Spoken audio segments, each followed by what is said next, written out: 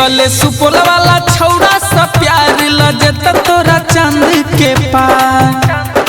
गे कले सुपोल वाला छौड़ा सा प्यार लजत तोरा चांद के पार। कले सुपोल वाला छौड़ा सा प्यार लजत तोरा चांद के पार। कत मिलतौ ने एहन रंगदार लजत तोरा चांद के पार। कले सुपोल वाला छौड़ा सा प्यार लजत तोरा चांद के पार। डीजे कंचन राज हाजीपुर वैशाली।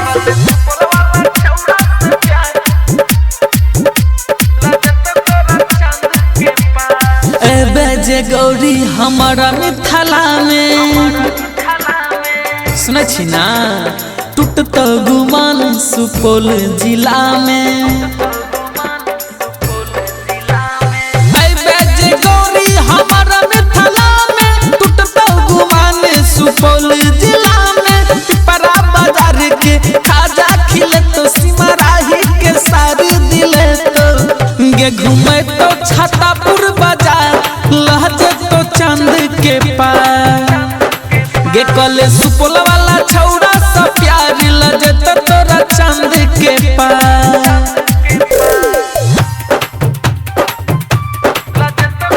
डीजे कंचन राज हाजीपुर वैशाली।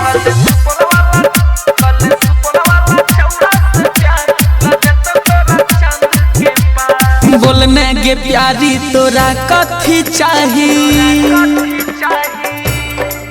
भक्तिया ही के छौड़ा पूछे छो बारी बारी।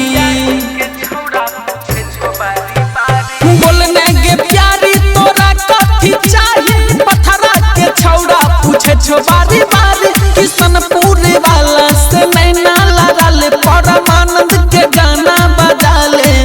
नफिल फारूक का करने इनकार लजत तोरा चांद के पार।